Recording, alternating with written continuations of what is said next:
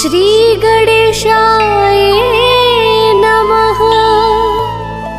श्री जानकी वल्लभो विजयते। श्री रामचरितमानस पंचम सोपान सुंदर कांड श्लोक।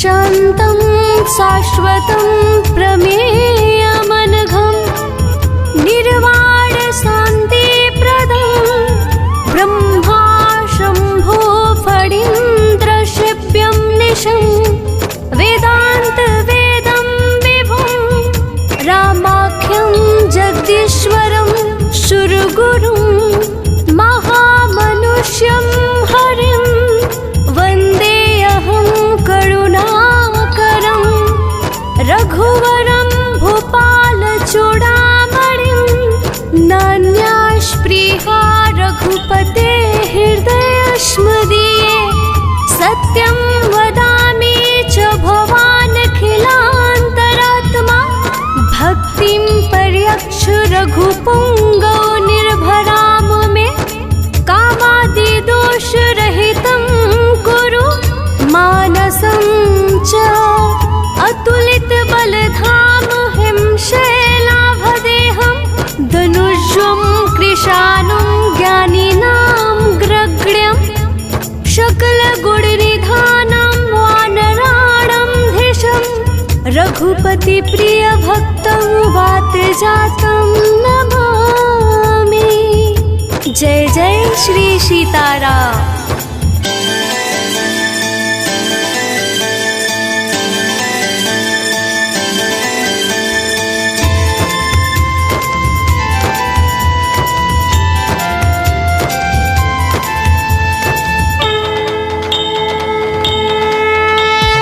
जामवंत के वचन सुहाए सुनि हनुमंत हृदय अति भाए। तब लगी मोहि परिखेहु तुम भाई सही दुख कंद मोल फल खाई। जब लगे आओ सीतहि देखी हुई ही काजु मोहि हर्ष बिसेखी। यह कई नाई सबन कहु माथा चले हरषि अधरि रघुनाथा। सिंधु तीरे एक भूंधर सुंदर कौतुक कुदी चढ़े उताओ पर। बार बार रघुबीर संहारे तर के पवन तनय बलहारी। जहि गिर चरण देई हनुमंता चले सोगा पताल तुरंता।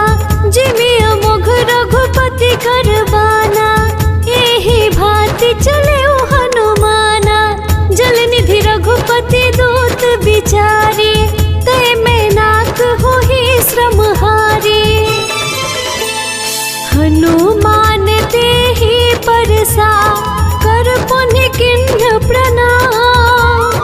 राम काज कीन्हे बिनु मोहि कहा विश्राम।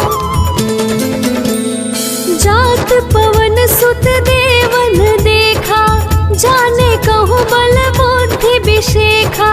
सुरसा नाम हिन कहे माता पठैन आई कही तेहि बाता।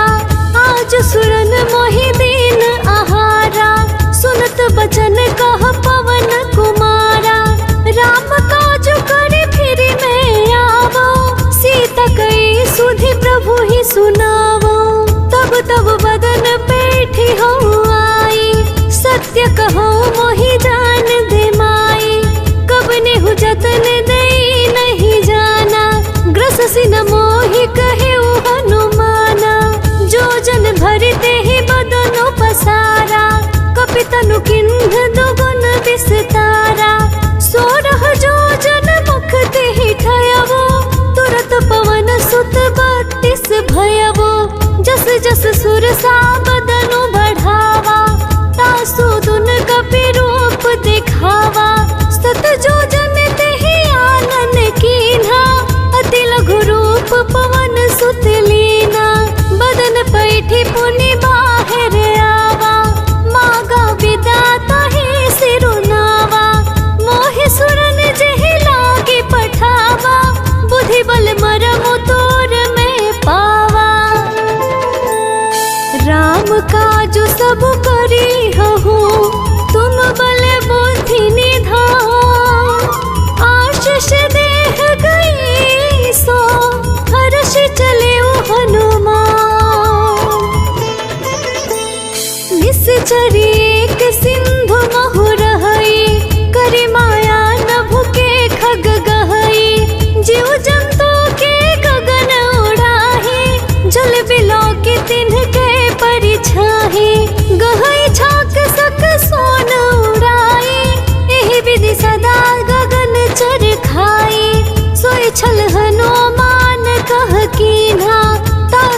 हटु कपि तुरत ही चीन्हा, ताहि मारि मारुत सुत बीरा।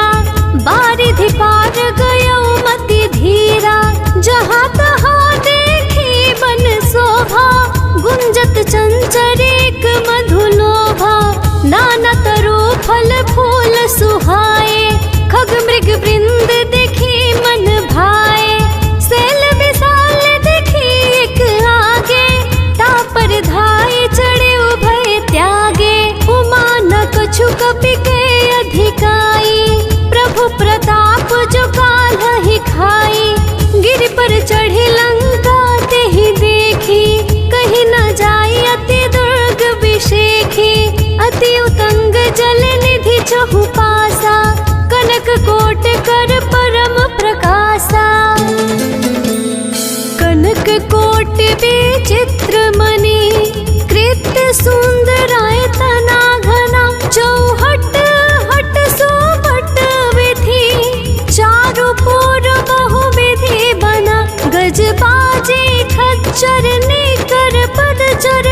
रथ बरोथिन को गने, बहु रूप निश्चर जोथ अति बल। सेन बरनत नहीं बने, बन बाग उपवन वाटिका। सरकूप बापी सोहहि, नर नार सुर गंधर्व कन्या।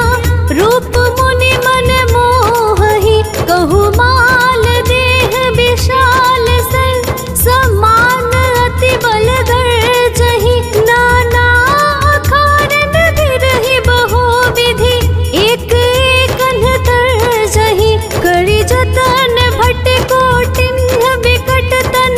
नगर चहु दिसि रक्षहि, कहु महेश मान सुधेनु खर अज। खल निशाचर भक्षहि, एहि लागे तुलसीदास इनकी। गथा कछु एक है कही, रघुबीर सर तीरथ शरीरहि। त्यागे गति पैहि सही, पुर रखवारे देखी बहु। कपि मन किन्ह विचार, अति लघु रूप धरो निशि। नगर करो पैसा, मसक समान रूप कपि धरि। लंकहि चले सुमिर नर हरि, नाम लंकनी एक निशिचरी। सो कह चले सि मोहि निंदरी, जाने नहीं मरम सठ मोरा। मोर आहार जहाँ लगी चोरा, मुठिका एक महाकपि हनि। रुधिर बमत धरनि ढन मनि, पुण्य संभारे उठी सो लंका।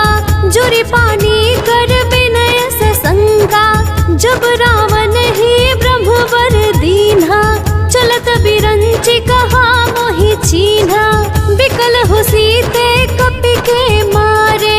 तब जानि सुनि चर संहारे, तात मोर अति पुण्य बहुता। देखौ नयन राम कर दूता,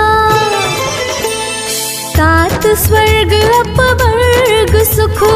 धरि अतुलायक अंग, तुलन ताहि सकल मिली। जो सुख लव सतसंग, प्रबिसि नगर की जे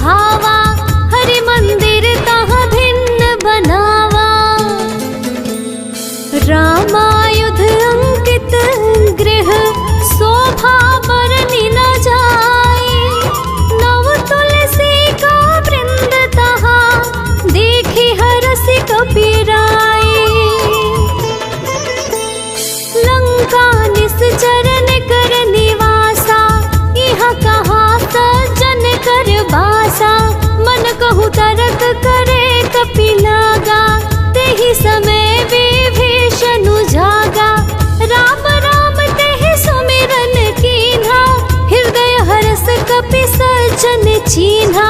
एहि सन हठि करि हो पहिचानी, साधु ते होई न कारज हानि।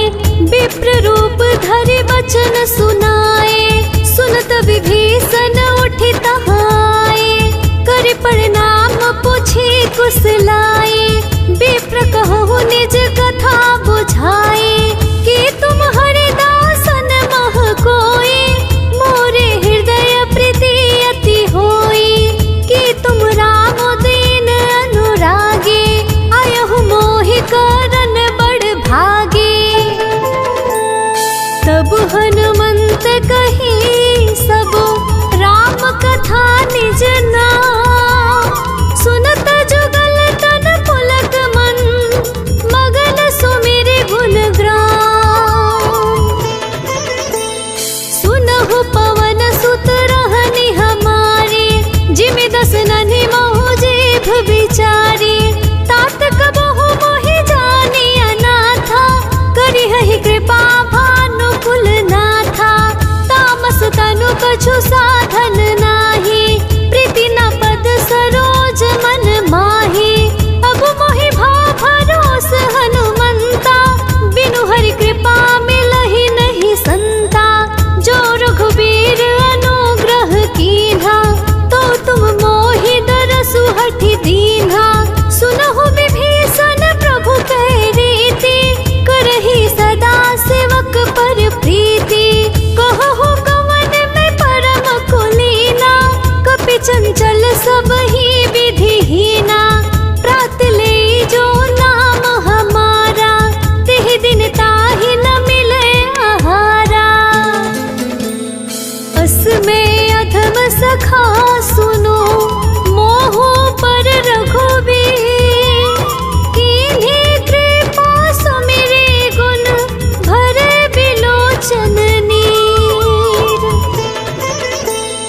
जानत हूँ अस स्वामी बिसारी, फिरहि ते काहे न होहि दुखारी।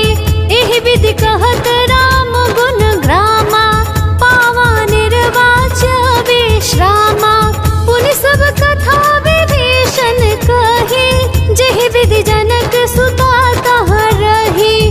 तब हनुमंत कहा सुनु भ्राता, देखी जहाँ जानकी माता।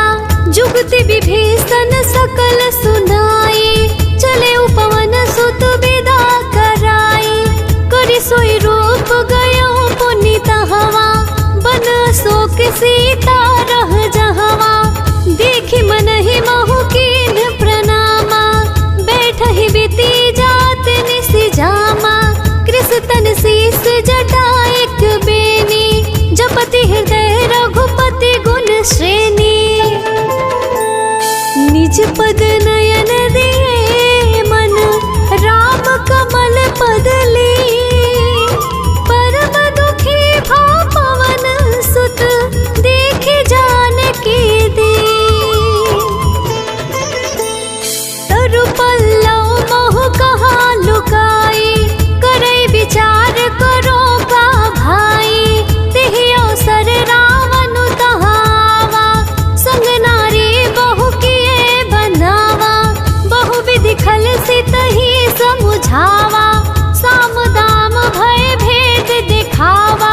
कह रावण सुनु सुमुखी सयानी, मंदोदरी आदि सब रानी। तब अनुचर करो पन मोरा, एक बार बिलोकु मम ओरा। तृण धरि ओट कहति बह देहि, सुमिरि अवधपति परम सनेहि। सुनु दस मुख अद्भुत प्रकाशा, कबहु किनल निकरई बिकासा। असमनि समझो कहति जानकी, खल सुधि नहीं रघुवीर बानकी। सठ सुने हरिया नहीं मोही, अधम निलज्ज लाज नहीं तोही। आपु ही सुनिय घोत सम, राम ही भानु समा। पुरुष वचन स्व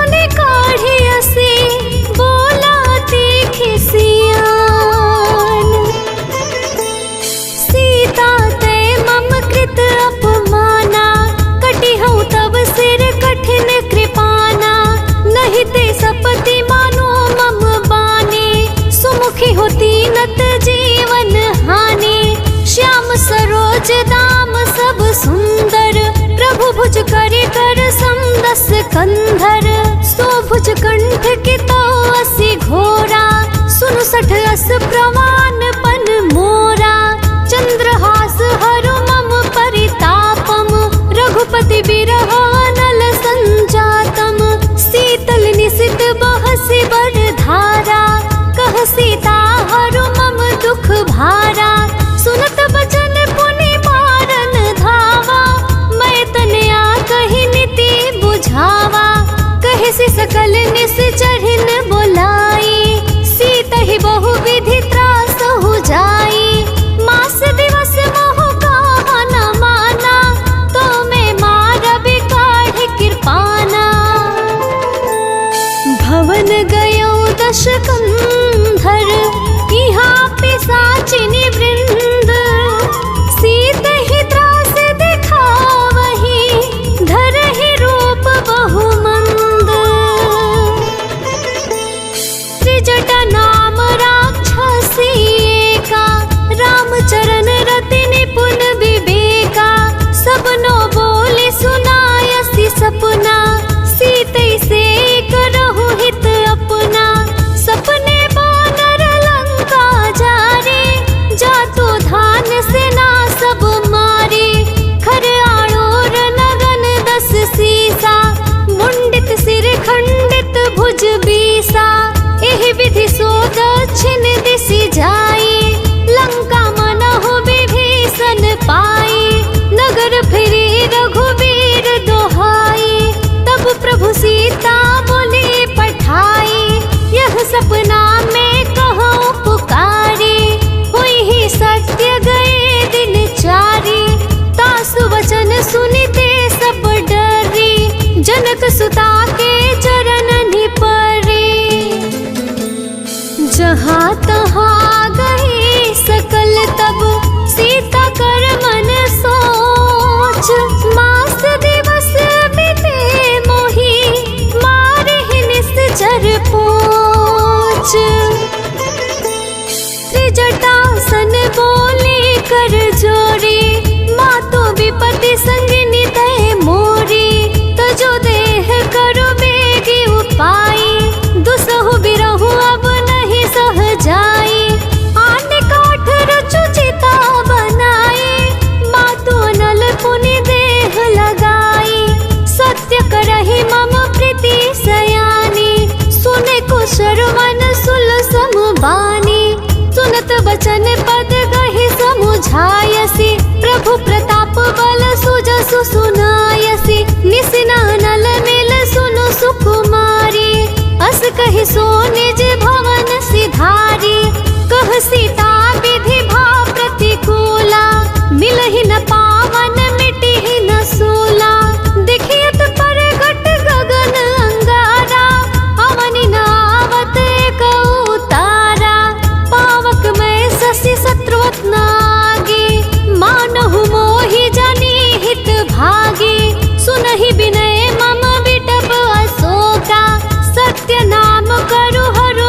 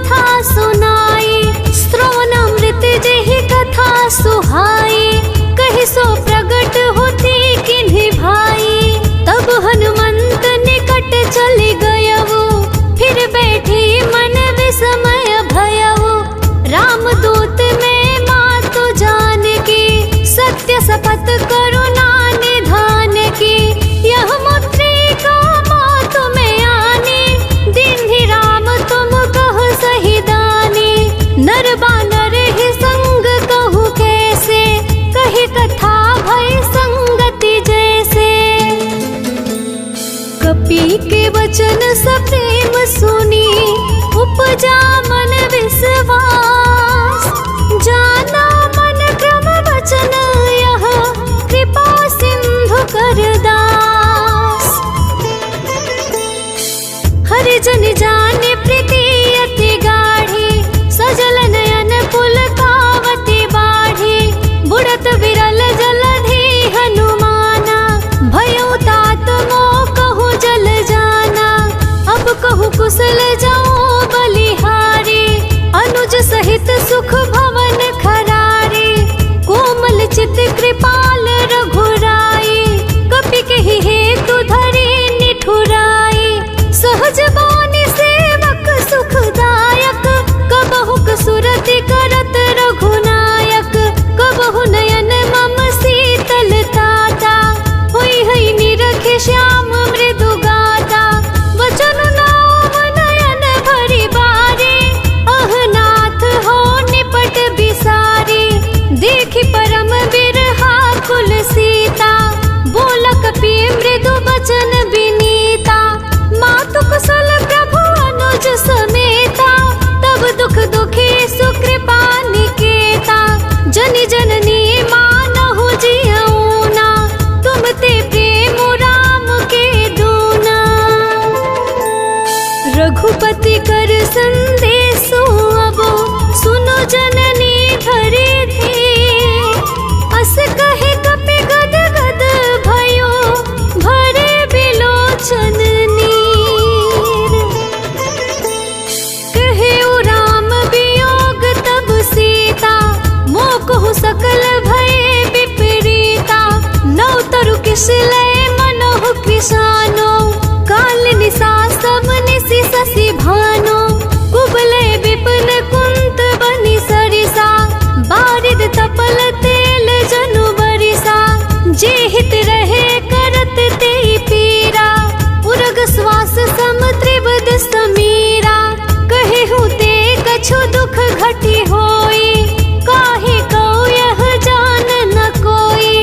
तत्व प्रेम कर मम अरु तोरा जानत प्रिया एको मनु मोरा। सो मन सदा रहत तोहि पाए जान प्रीति रसुइत नहीं मानी। प्रभु संदेश सुनत गए देहि मगन प्रेम तन सुधि नहीं तेहि। कह कपि हृदय धीर धरु माता सुमिरो राम सेवक सुखदाता। उर आनहु रघुपति प्रभुताई सुनि मम बचन तजहु कर दाई। निश्चर निकर पतंग सम रघुपति बाण कृशानो। जननी हृदय धीर धरो जरे निशाचर जानो।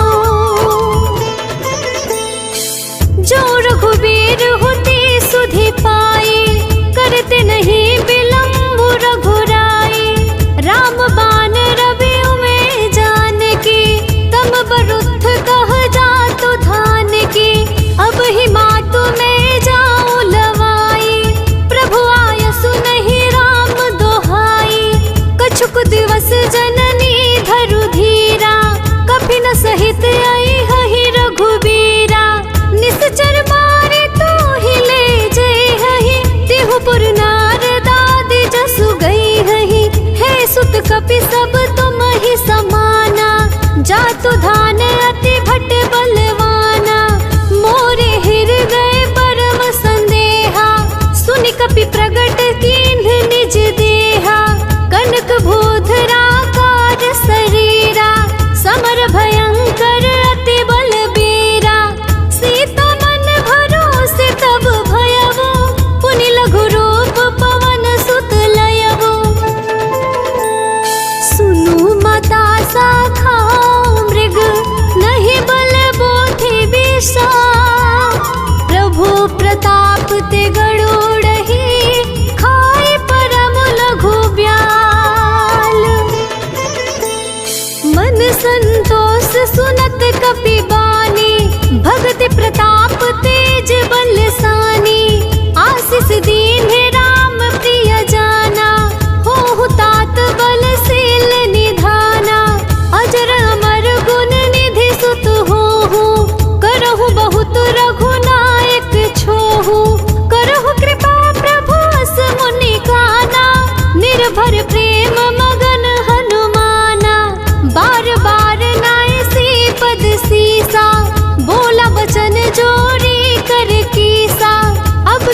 कृत अभयौ में माता, आशीष तब अमोघ विख्याता। सुनहु मातु मोहि अतिशय भूखा, लागी देखी सुंदर फल रूखा।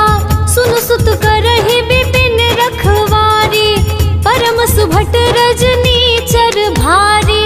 तिनकर भय माता मोहि नाही, जो तुम सुख मानहु मैं माही। देखी बुद्धि बल निपुण कपि, कहे ओ जानकी जाहो। रघुपति चरण हृदय धरे, तात मधुर फल खाहू। चले उनाई सिरु पेठे उबागा, फल खायसी तरु तोरन लागा।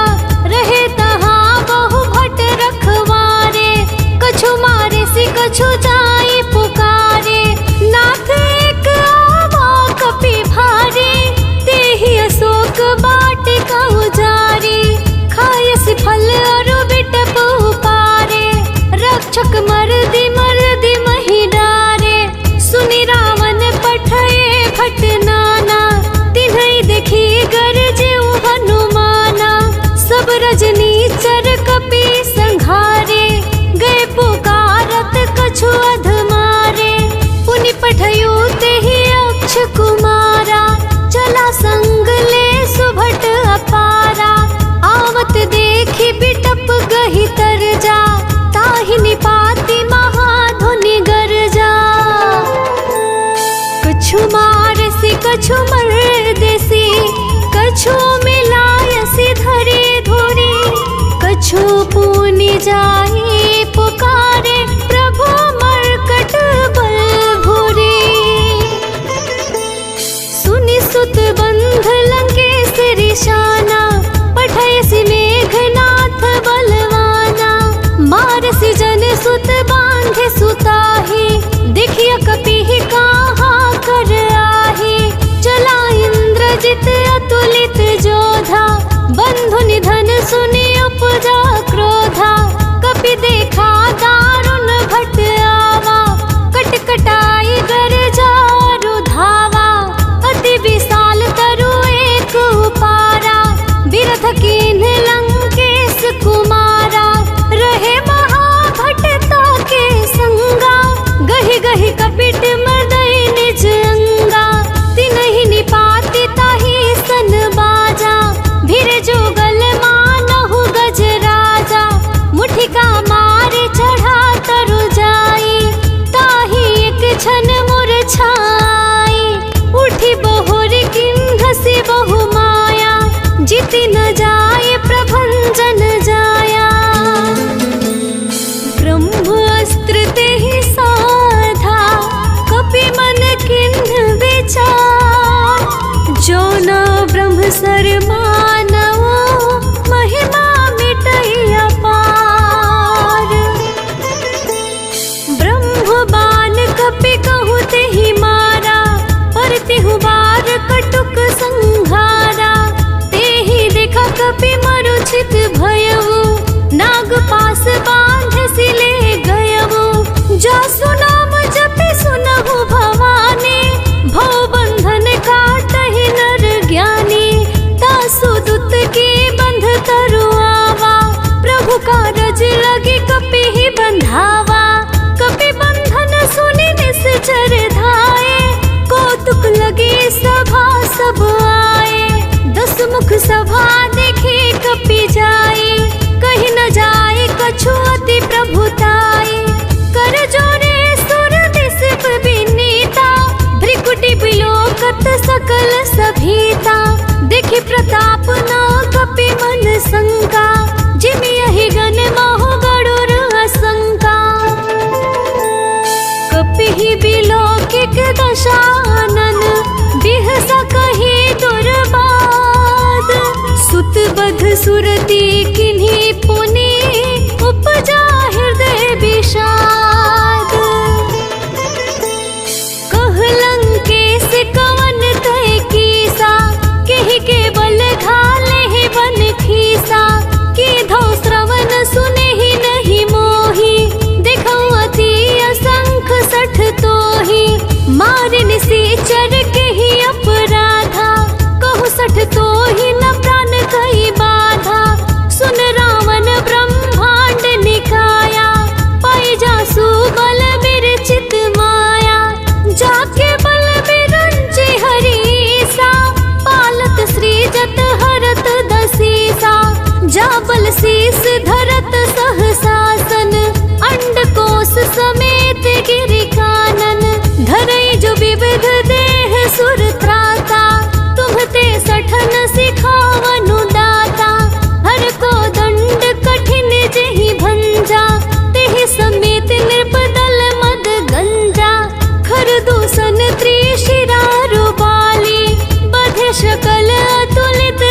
बलशाली। जाके बल लौलेस ते जीते हूँ चराचर झारे। तासु दुत में जा करे हरे आने हो प्रिय नारी। जानऊ में तुम्हारी प्रभुताई, सहस बाहु सन परी लड़ाई। समर बाले सन करी जसु पावा, सुनि कपि बचन भी हसी बिहरावा। खायऊ फल प्रभु लागे भूखा, कपि सुभाव ते तोरे रोखा। सबके देह परम प्रिय स्वामी, मारहि मोहि कुमार गामी। जिन मोहि मारा ते मैं मारे, तेहि पर बांधे उतनय तुम्हारे। मोहि न कछु बांधे कई लाजा, किन्ह चहूँ निज प्रभु कर काजा। बिनती करौ जोरी कर रावण, सुनहु मान तजि मोर सिखावन। देखौ तुम निज कुलहि बिचारी, भ्रम तजि भजहु भगंत भय हारी। जाके डर अति काल डेराई, जो सुर असुर चराचर खाई। तासो बयऊ कबहु नहीं कीजे, मोरे कहे जानकी दीजे। प्रणत पाल रघुनायक, करुणा सिंधु खरारे। गए शरण प्रभु राखी है, तब अपराध बिसारी। राम चरण पंकज उर धरहु, लंका जल राज तुम करहु। ऋषि पुलिस्त जसु विमल भयंका, तेहि ससि महु जनि होहु कलंका। राम नाम बिनु गिरा न सोहा, देखो विचार त्यागी मद मोहा। बसनहीन नहीं सोह सुरारी, सब भूषण भूषित बर नारी। राम विमुख संपत्ति प्रभुताई, जाई रही पाई बिनु पाई। सजल मूल जिन सरि तन नाही, बरसि गए पुनि तबहि सुखाही। सुनु दस कंठ कहूँ पन रोपी, विमुख राम त्राता नहीं कोपी। शंकर सहस विष्णु अज तोहि, सकहि न राखी राम कर द्रोही। मोह मूल बहु सोल प्रद, त्यागहु तम अभिमान। भजहु राम रघुनायक, कृपा सिंधु भगवान। जदपि कही कपि अति हित बानी, भगति विवेक विरति नय सानी। बोला बिहसी महाभिमानी, मिला हमहि कपि गुण बड़ ज्ञानी। मृत्यु निकट आई खल तोहि, लागे सि अधम सिखावन मोहि। उल्टा हुई है कह हनुमाना, मति ब्रह्म तोर प्रगट में जाना। सुनि कपि वचन बहु खिसियाना, बेगी न हरहु मोड़ कर प्राणा। सुनत निशाचर मारन धाये, सचिवन सहित विभीषण आए। नाई सिस करि विनय बहुता, नीति विरोध न मारिय दूता। आन दंड कछु करिय गोसाई, सबहि कहा मंत्र भल भाई। सुनत बिहसी बोला दस कंधर, अंग भंग करि पठैया बंदर। कपि के ममता पोछ पर, सबहि कहौ समुझाई। तेल बोरी पट बांधि पुनि, पावक देहु लगाई। पूछहीन वानर तहाँ जाइह, तब सठ नीज नथ हिलैयाइह। जिनके किन्ह सी बहुत बड़ाई, देखऊँ मैं तिन्हके प्रभुताई। वचन सुनत कपि मन मुस्काना, भई सहाय नरद में जाना। जतु धान सुनि रावण बचना, रचना, रहन नगर बसन घित तेला, बाढ़ी पुंछ किन्ह कपि खेला, कौतुक कह आए पुरवासी, मारहि चरण करहि बहुहासी, बाजहि ढोल देहि सब तारी, नगर फिरी पुनि पुंछ प्रजारी, पावक जरत देखी हनुमंता, भयउ परम लघु रूप तुरंता, निबुक चढ़ेउ कपि कनक अटारी, भय सभीत निशाचर नारी, हरि प्रेरित तेहि अवसर, चले मरुत उनचास, अट्टहास करि गर्जा, कपि बढ़ि लाग आकाश, देह विशाल परम हरुआई, मंदिर ते मंदिर चढ़ धाई, जरई नगर भालोग बिहाला, झपट लपट बहु कोटि कराला, तात मातुहा सुनिय पुकारा, एहि अवसर को हम ही उबारा, हम जो कहा यह कपि नहीं होई, बानर रूप धरे सुर कोई, साधु अवज्ञा कर फलु ऐसा, जरई नगर अनाथ कर जैसा, जारा नगर निमिष एक माही, एक विभीषण कर गृह नाही, ताकर दूत अनल जहि गिरिजा, जरा न सोते ही कारण गिरिजा, उलटि पलटि लंका सब जारी, कूदि परा पुनि सिंधु मझारी, पुंछ बुझाई खोई सरम, धरि लघु रूप बहोरे, जनक सुता के आगे, ठार भयउ कर जोरी, मातु मोहि दिजे कछु चीन्हा, जैसे रघुनायक मोहि दीन्हा, चूड़ामणि उतारे तब दयवो, हरस समेत पवन सुत लयवो, कहेहु तात अस मोर प्रणामा, सब प्रकार प्रभु पूरन कामा, दीन दयाल बिरदु संहारे, हरहु नाथ मम संकट भारी, तात सक्र सुत कथा सुनायहु, बान प्रताप प्रभु ही समझायहु, मास दिवस महु नाथु न आवा, तो पुनि मोहि जियत नहीं पावा, कहु कपि के ही विधि रखो प्राणा, तुमहु तात कहत अब जाना, तो ही देखी शीतली भई छाती, पुनि कहू सोई दिनो सो राती, जनक सुत ही समुझाए करी, बहु विधि धीरजो दीन, चरण कमल सिरु नाय कपि, गवनु राम पहि कीन,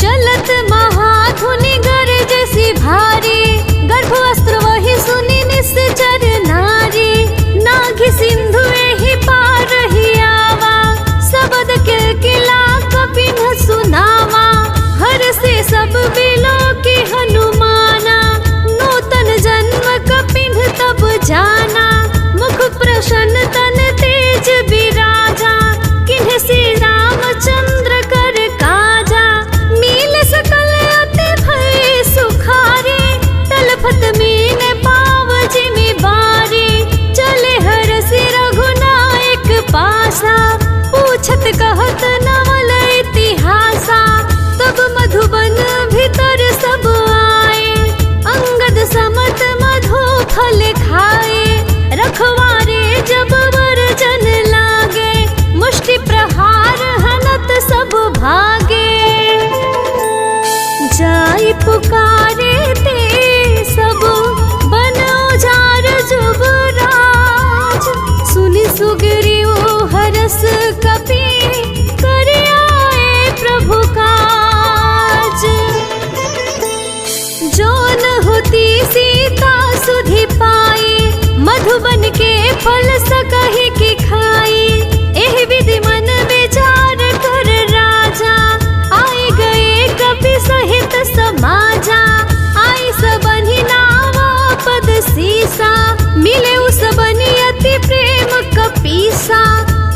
कुशल कुशल पद देखे, राम कृपा भाका जो विशेषी, नाथ काजु कीन्हे हनुमाना, राखे सकल कपीन के प्राणा, सुनि सुग्रीव बहुरी तेहि मिलेऊ, कपिन सहित रघुपति पहि चलेऊ, राम कपिन जब आवत देखा, किए काज मन हरष बिसेखा, फटक सिला बैठे दो भाई, पर सकल कभी चरण जाई, प्रीति सहित सब भेटे, रघुपति करुणा पुंज, पूछी कुशल नाथ अब, कुशल देखी पद कंज,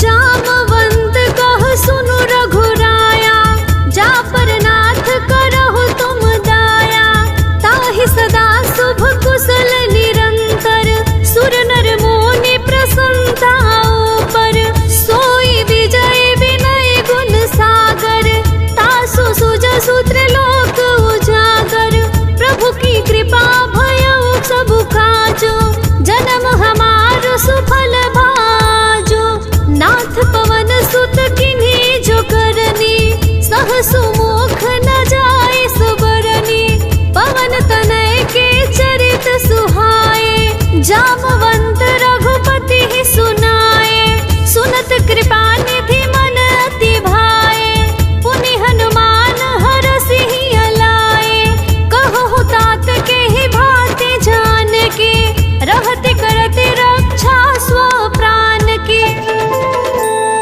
नाम पाहरो दिवस निसी, ध्यान तुम्हार कपाट, लोचन निज पद जंत्रित, जाहि प्राण के ही बाट, चलत मोहि चूड़ामणि दीन्हि, रघुपति हृदय लाए सोहि लीन्हि, नाथ जुगल लोचन भरि बारी, बचन कहे कछु जनक कुमारी, अनुज समेत गहे हो प्रभु चरना, दिन बंधु प्रणतारित हरना, मन क्रम वचन चरण अनुरागी, केहि अपराध नाथ हो त्यागी, अवगुण एक मोर मैं माना, बिछुरत प्राण न कीन्ह पयाना, नाथ सुनयनिह को अपराधा, निसरत प्राण करिहि हटि बाधा, विरह अग्नि तनु तूल समीरा, श्वास जरई छन माहि शरीरा, नयन स्वतहि जलु निज हित लागी, जर न पाव देह बिरहागी, सीता के अति विपति विशाला, बिनहि कहे भली दीन दयाला, निमिषि निमिषि करुणा निधि, जाहि कल्प सम बीती, बिगी चलिए प्रभु आनी, भुज बल खल दल जीती, सोनि सीता दुख प्रभु सुख ऐना, भरि आए जल राजीव नैना, बचन काय मन मम गति जाहि, सपने हु बुझे विपति की ताहि, कह हनुमंत विपति प्रभु सोई, जब तब सुमिरन भजन न होई, कितक बात प्रभु जातो धान की, रिपुहि जेति आने बेजान के, सुनु कपि तोहि समान उपकारी, नहीं को सुर नर मुनि तनु धारी, प्रति उपकार करो का तोरा, सन्मुख होई न सकत मन मोरा, सोनु सुत उरीन में नाही, देखेउ करे विचार मन माही, पुनि पुनि कपि चितउ सुर त्राता, लोचन निरपुलक अति गाता, सुनि प्रभु वचन विलोकिक मुख, गात हरषि हनुमंत, चरण परेउ प्रेमाकुल, त्राहि त्राहि भगवंत, बार बार प्रभु जहि उठावा, प्रेम मगन तेहि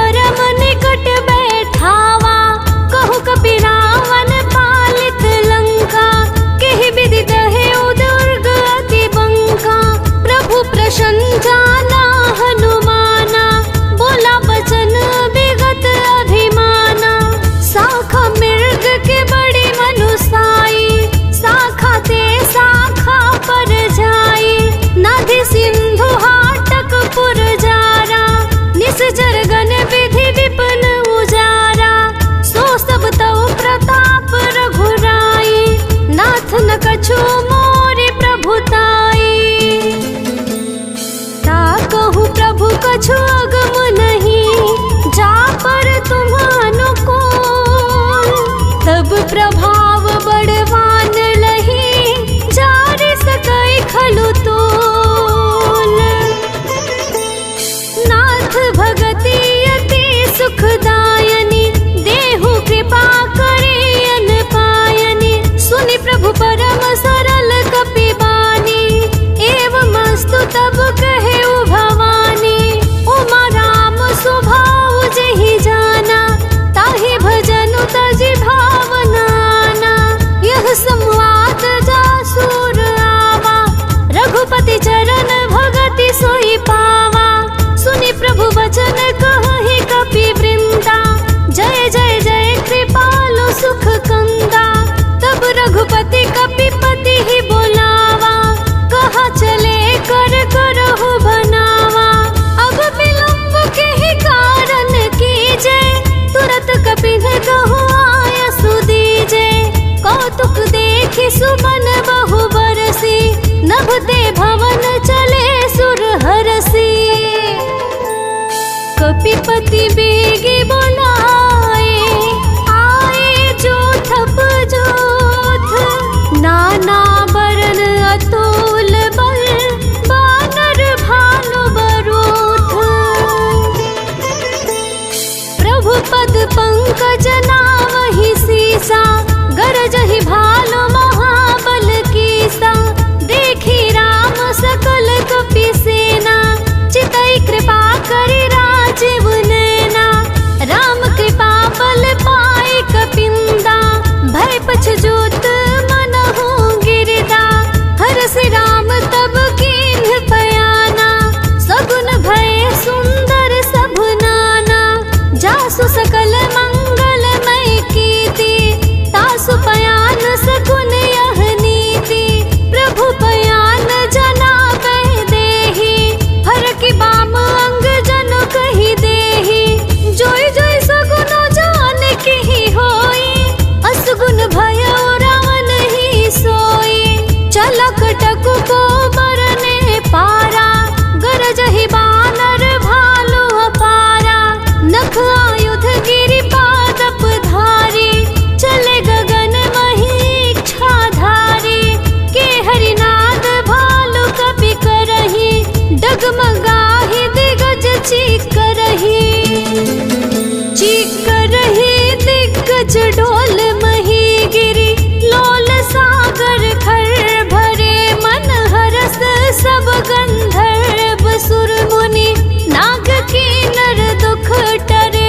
कट कट ही मरकट विकट भट्ट बहु कोटि कोटिन धावहि। जय राम प्रबल प्रताप कौशल नाथ गुण गण गावहि। सहि सकल भार उदार ही पति बार बार ही मोहई। गह दसन पुनि पुनि कमठ पृष्ठ कठोर सुखी में सोहई। रघुवीर रुचिर प्रयाण प्रस्थिति जानि परम सोहावई। जनु कमठ खर पर सर्प राज सो लिखित अबिचल पावनी। एहि विधि जाय कृपा निधि उतरे सागर तीर। जहाँ तहाँ लागे खान फल भालु विपुल कपि बीर। उहाँ निशाचर रहि सशंका जब ते जारि गयो कपि लंका। निज निज गृह सब करहि विचारा नहीं निश्चर कुल केर उबारा। जासु दुत बल बरनि न जाई तेहि आए पुर कवन भलाई। दूतहि सन सुनि पुर जन बानी मंदोदरी अधिक कुलानी। रहस जोरि कर पति पग लागे बोली बचन नीति रस पागे। कंत करश हरि सन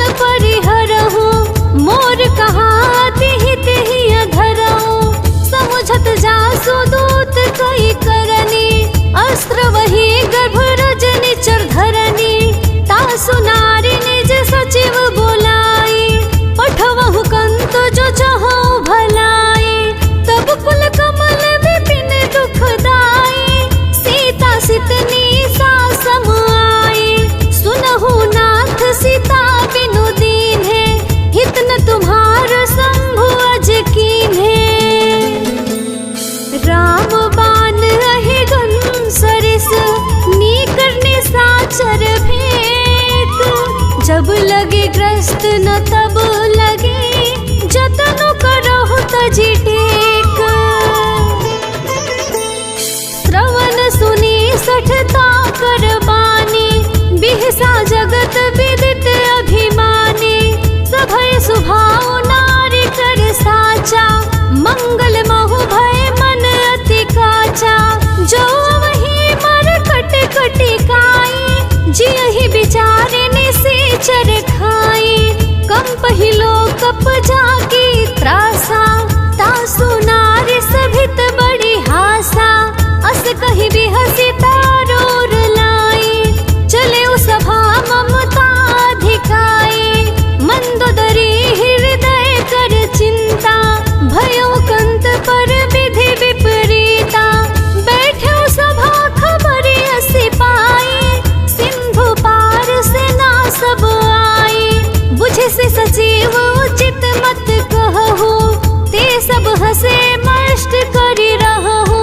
जीते हो सुरासुर तब श्रम नाही, नर बानर के ही लेखे माही। सचिव वेद गुर तिनी जो, प्रिय बुलहि भयास। राज धर्म तन नीति कर, होई बेगहि नास। सोई रावण कहु बनी सहाय, स्तुति करहि सुनाई सुनाई। अवसर जानि विभीषण आवा, भ्राता चरण शीशु तेहि नावा। पुनि सिरुनाई बैठ निज आसन, बोला बचन पाई अनुशासन। जो कृपाल पूछिहु मोहि बाता, मति अनुरूप कहो हित ताता। जो आपन चाहे कल्याणा, सुजसु सुमति शुभ गति सुख नाना। सो पर नारी लीलार गोसाई, तजो चौथी के चंद की नाई। 14 भुवन एक पति होई, भूत द्रोह तिष्ठई नहीं सोई। गुण सागर नागर नर जोऊ, अल्प लोभ भल कहई न कोऊ। काम क्रोध मद लोभ सब, नाथ नरक के पंथ। सब परिहरि रघुबीर ही, भजहु भजहि जेहि संत। तात राम नहीं नर भूपाला, भुवनेश्वर कालहु कर काला। ब्रह्म अनामय अज भगवंता, व्यापक अजित अनादि अनंता। गोद्विज धेनु देव हितकारी, कृपा सिंधु मानुष तनु धारी। जन रंजन भंजन खल भ्राता, वेद धर्म रक्षक सुनु भ्राता। ताहि बयरु तजि नाई माथा, प्रण तारित भंजन रघुनाथा। देहुनाथ प्रभु कहु वैदेही, भजहु राम बिनु हेतु सनेही। शरण गए प्रभु ताहि न त्यागा, विश्व द्रोह कृत अघ जेहि लागा। जासु नाम त्रैताप न सावन, सोई प्रभु प्रगट समुझ जिय रावण। बार बार पद लागऊ, विनय करऊ 10 शीस। परिहरि मान मोह मद, भजहु कुशलाधीश। मुनि पुलिस निज शिष्य सन, कहि पठई यह बात। तुरत सुमे प्रभु सन कही, पाय सु अवसर तात। माल्यवंत अति सचिव सयाना, तासु बचन सुनि अति सुख माना। तात अनुज तव नीति विभूषण, सौर धरहु जो कहत विभीषण। रिपुत कर से कहत 62, दूरी न करहु यहाँ हई को। माल्यवंत गृह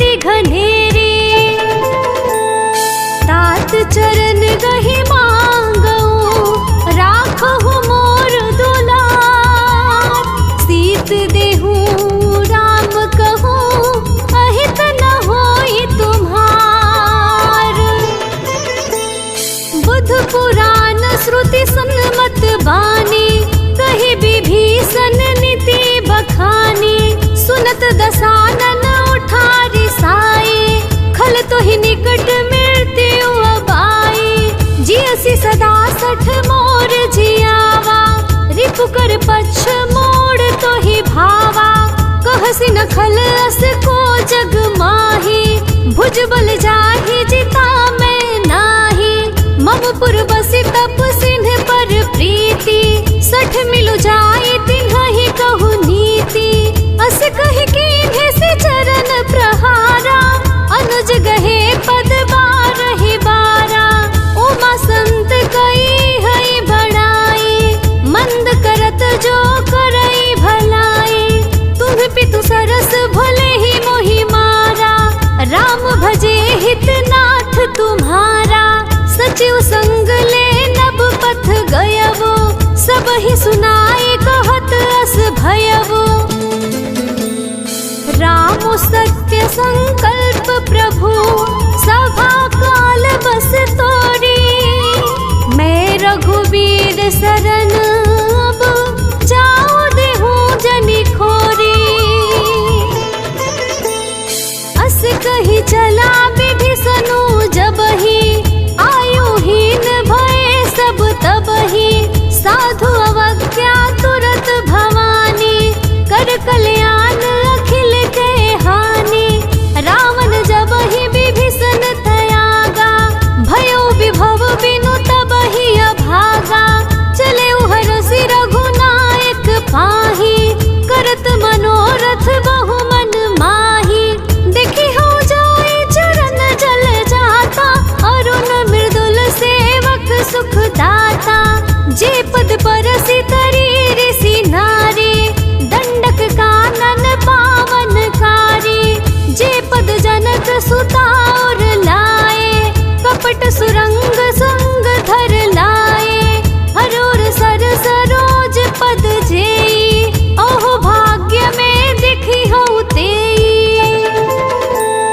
जिन्ह पायन के पादुक हिम, भरतु रहे मन लाई। ते पद आज बिलो की कहो, इन्ह नयन अब जाई। एहि विधि करत सप्रेम विचारा, आयो सपदि सिंधु एहि पारा। कपिन विभीषणो आवत देखा, जाना कौरि पुतूत विसेखा। ताहि राखि कपिस बहि आए, समाचार सब ताहि सुनाए। कह सुग्रीव सुनहु रघुराई, आवा मिलन दसानन भाई। कह प्रभु सखा बूझिए कहा, कहि कपीस सुनहु नर नाहा। जान न जाई निसाचर माया, काम रूप के ही कारण आया। भेद हमार लेन 60 आवा, राखिया बांधे मोहि अस भावा। सखा नीति तुम्हनी की बिचारी, मम पन शरणागत भय हारी। सुनि प्रभु बचन हरस हनुमाना, शरणागत बछल भगवाना। शरणागत कहु जेत जहि, निज अनहित अनुमानी। तीनर पावर पाप में, तिनहि बिलोकत हानि। कुटि विप्र बधला गहि जाहु, आए शरण तजऊ नहीं ताहु। सन्मुख होई जीव मोहि जबहि, जन्म कोटि अघना सहि तबहि। पापवंत कर सहज सुभाओ, भजन मोर तेहि भाव न काऊ। जो पे दुष्ट हृदय सोई होई, मोरे सन्मुख आव की सोई। निर्मल मन जन सो मोहि पावा, मोहि कपट छल छिद्र न भावा।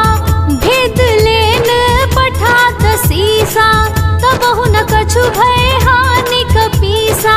जग बहु सखा निसाचर जेते, लक्ष्मण हनई निमिष महु तेते। जो सभीत अवासर नाई, रखी हूँ ताहि प्राण की नाई। अभय भांति तेहि आनहु, हंसी कह कृपा निकेत। जय कृपाल कहि कपिल चले, अंगद हनु समेत।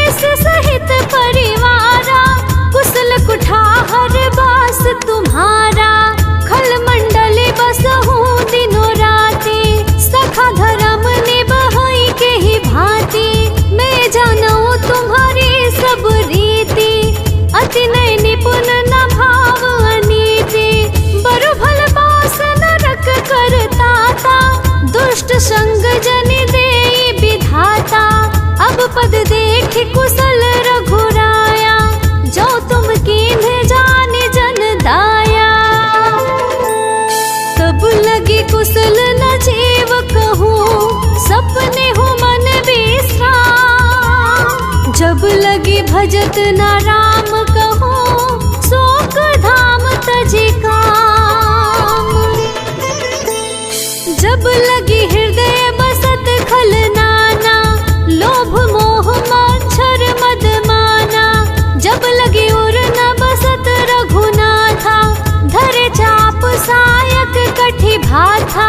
ममता तरुण तमी अंधियारी, राग द्वेष उलक सुखकारी।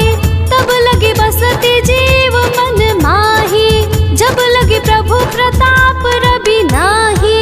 अब मैं कुशल मिटे भय भारे, देखी राम पद कमल तुम्हारे। तुम कृपाल जा पर अनुकूला, ताहि न व्याप त्रिविध भय सूला। मैं निश्चर अति अधम स्वभाव, शुभ आचरण कीन्ह नहीं काऊ। जा स्वरूप मुनि ध्यान न आवा, तेहि प्रभु हरसि हृदय मोहि लावा। ओहो भाग्य मम अमित अति, राम कृपा सुख कुंज। देखे उनयन विरंची, शिव सेव्य जुगल पद कंज। सुनहु सखा निज कहो सुभाऊ, जानहु सुंडी शंभु गिर जाओ। जो नर होए चराचर द्रोही, आवे सभय शरण तकी मोही। तज मद मोह कपट छल नाना, करऊ सधते ही साधु समाना। जननी जनक बंधु सुत दारा, तनु धनु भवन सुहृद परिवारा। सबके ममता काग बटोरी, मम पद मन ही बांध बड़ी डोरी। समद रसी इच्छा कछु नाही, हरस शोक भय ननि मन माही। अस सजन ममोर बस कैसे, लोभी हृदय बसई धनु जैसे। तुम सारी खे संत प्रिय मोरे, धरऊ देह नहीं आननी होरे।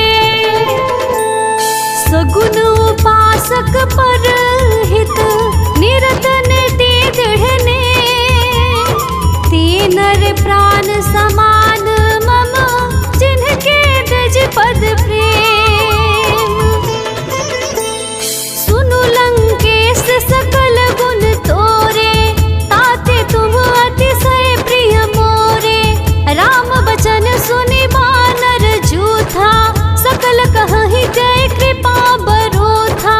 सुनत विभीषण प्रभु के बानी, नहीं अघात श्रवणामृत जानी। पद अम्बुज गहि बारहि बारा, हृदय समातन प्रेम अपारा। सुनहु देव सचराचर स्वामी, प्रणत पाल और अंतर जामी। उर कछु प्रथम वासना रहे, प्रभु पद प्रीति सरित सोबहे। अब कृपाल निज भगति पावनी, देहु सदा शिव मन भावनी। एवं मस्तु कहि प्रभु नर धीरा, मांगा तुरत सिंधु कर नीरा। यद्यपि सखा तब इच्छा नाही, मुरदर सु अमोघ जग माही। अस कहि राम तिलक तेहि सारा, सुमन वृष्टि नभ भई अपारा। रावण क्रोध अनल निज, श्वास समीर प्रचंड। जरत विभीषणो राखे हो, दीन्हनु राजु अखंड। जो संपत्ति सिउ रावण ही, दीन्हि दिए दस माथ। सोई संपदा विभीषण ही, सकुच दीन्ह रघुनाथ। अस प्रभु छाड़ी भजहि जे आना, ते नर पशु बिनु पूछ बिसाना। निज जन जाने ताहि अपनावा,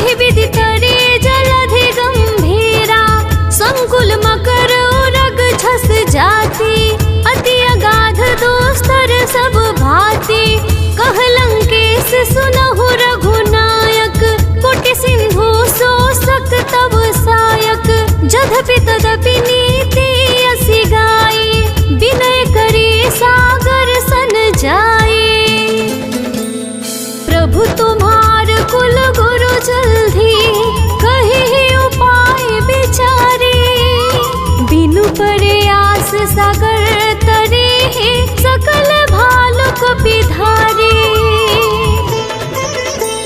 सखा कही तुमने के उपाय, करिय देव जो होए सहाय। मंत्र नयह लक्ष्मण मन भावा, राम बचन सुनि अति दुख पावा। नाथ देव कर कवन भरोसा, सोसिय सिंधु करिय मन रोसा। कादर मन कहूँ एक अधारा, देव देव आलसी पुकारा। सुनते भी हंसी बोले रघुबीरा, ऐसा ही करब धरहु मन धीरा। अस कही प्रभु अनुज ही समुझाए, सिंधु समीप गए रघुराई। प्रथम प्रणाम कीन्ह सिरुनाई, बैठे पुनि तट दर्भ ढसाई।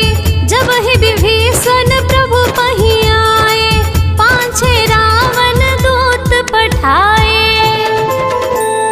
सकल चरित तिन्ह देखे, धरे कपट कपि देह। प्रभु गुण हृदय सराहहि, शरणागत पर नेह। प्रगट बखानहि राम सुभाऊ, अति सप्रेम गावे सरे दुराऊ। रिपु के दूत कपिन्ह तब जाने, सकल बाधि कपि से पहियाने। कह सुग्रीव सुनहु सब बानर, अंग भंग करि पठवहु निश्चर। सुनि सुग्रीव बचन कपि धाये, बांधि कटक चहु पास फिराए। बहु प्रकार मरन कपि लागे, दीन पुकारत तदपि न त्यागे। जो हमार हरनासा काना, तेहि कुशलाधीश कहे आना। सुनि लक्ष्मण सब निकट बुलाए, दया लगी हंसी तुरत छोड़ाए। रावण कर दीजहु यह पाती, लक्ष्मण बचन बाचुकुल घाती। कहेहु मुखागर मूढ़ सन, मम संदेश उदार। सीता देई मिलेहु नाता, आवा काल तुम्हार। तुरत नाई लक्ष्मण पद माथा, चले दूत बरनत गुण गाथा। कहत राम जसु लंका आए, रावण चरण शीस तिन्ह नाए। बिहसि दसानन पूछे बाता, कहसि न सकु आपन कुशलाता। पुनि कहु खबर विभीषण केरी, जाहि मृत्यु आई अति नेरी। करत राज लंका सठ त्यागे, हुई ही जब कर कीट अभागे। पुनि कहु भालु केस कटकाई, कठिन काल प्रेरित चली आई। जिनके जीवन कर रखवारा, भयो मृदुल चित सिंधु बिचारा। कहु तप सिंह के बात बहोरी, जिनके हृदय त्रास अति मोरी। की भई भेंट के फिरि गए, श्रवण सुजसु सुनि मोर। कहसि नरिपुदल तेज बल, बहुत चकित चित तोर। नाथ कृपा करि पूछेहु जैसे, मानव कहाँ क्रोध तजि तैसे। मिला जाई जब अनुज तुम्हारा, जात ही राम तिलक तेहि सारा। रावण दूत हमहि सुनि काना, कभी न बांध दीन्हे दुख नाना। श्रवण नासिका काटे लागे, राम शपथ दीन्हे हम त्यागे।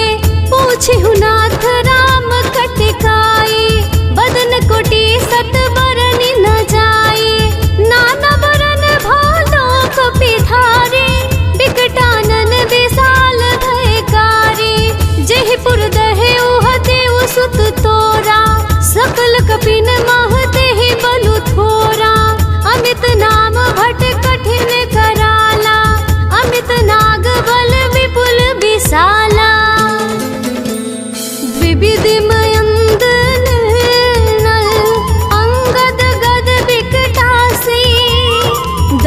मुख के हरि निषठ सठ जामवंत बल राशि।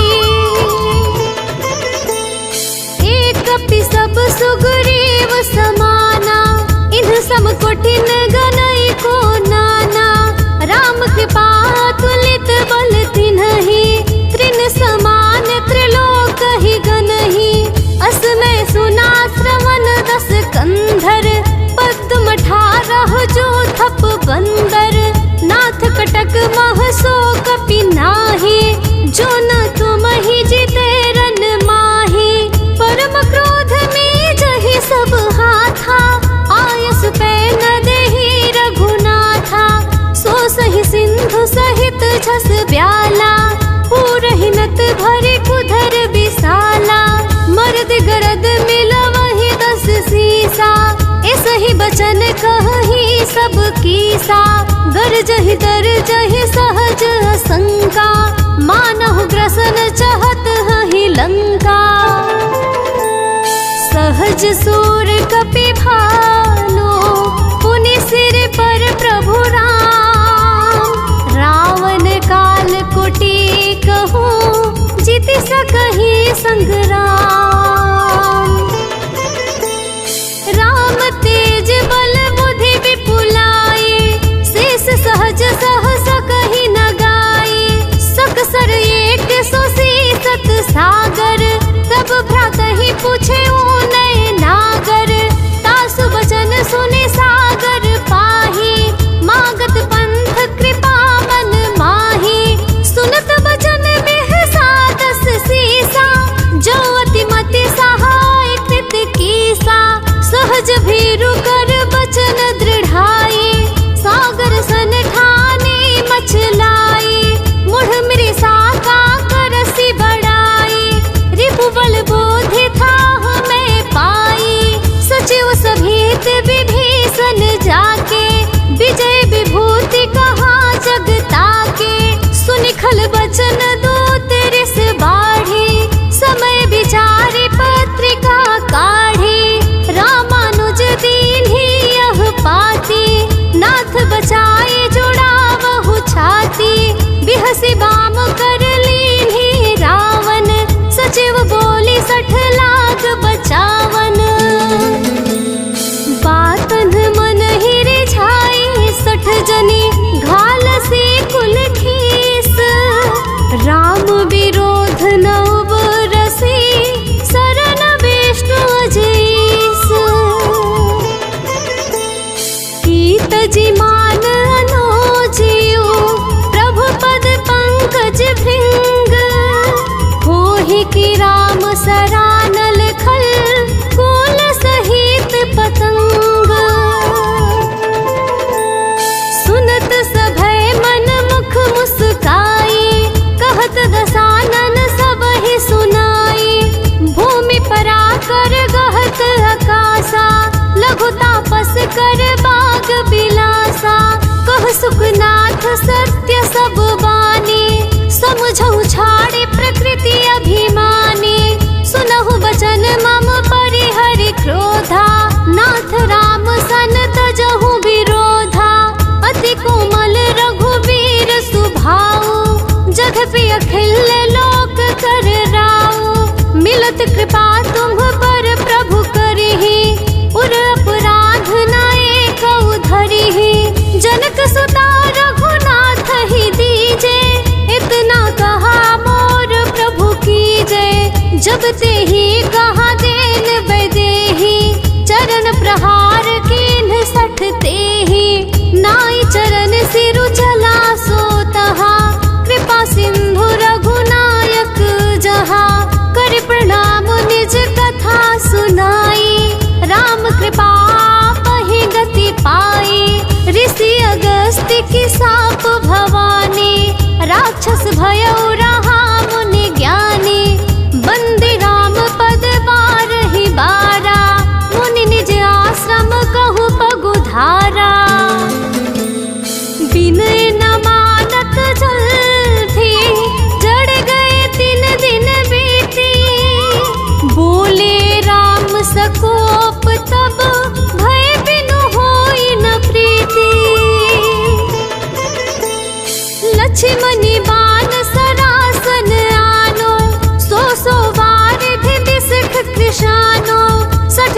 विनय कुटिल सन प्रीति, सहज कृपन सन सुंदर नीति, ममता रत सन ज्ञान कहानी, अति लोभी सन बिरति बखानी, क्रोधि सम कामि हरि कथा, ऊसर बीज बए फल जथा, अस कहि रघुपति चाप बढ़ावा, यह मत लक्ष्मण के मन भावा, संघाने प्रभु विसिख कराला, उठी उदधि उर अंतर ज्वाला, मकर रग छस गन अकुलाने, जरत जंतु जल निधि जब जाने, कनक थार भरि मनि गण नाना, विप्र रूप आयउ तजि माना,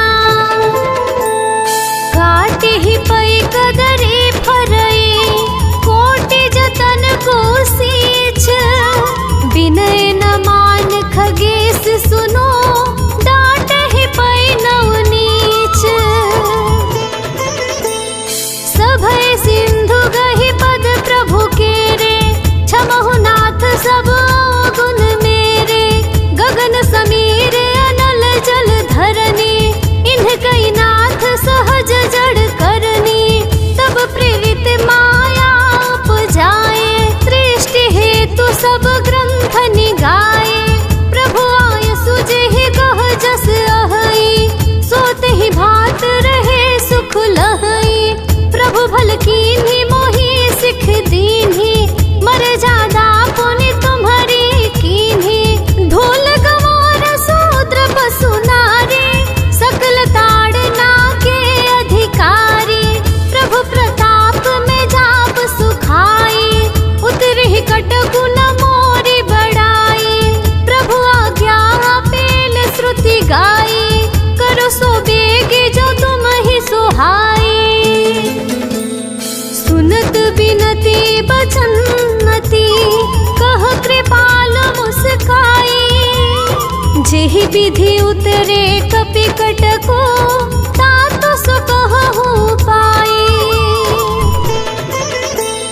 नाथ नील नल कपि दो भाई, लरिकाई ऋषि आशीष पाई, तिन्हके परस किए गिरि भारे, तरिहहि जलधि प्रताप तुम्हारे, मैं पुनि उर धरि प्रभुताई, करिहु बल अनुमान सहाई, एहि विधि नाथ पयोधि बधाई, जेहि यह सुजसु लोक तिहु गाई, एहि सर मम उतर तट बासी, हतहु नाथ खल नर अघरासी, सुनि कृपाल सागर मन पीरा, तुरत ही हरि राम रन धीरा, देखी राम बल पौरुष भारी, हर्ष पायो निधि भयउ सुखारी, सकल चरित कहि प्रभु ही सुनावा, चरण बंदी पाथोधि सिधावा,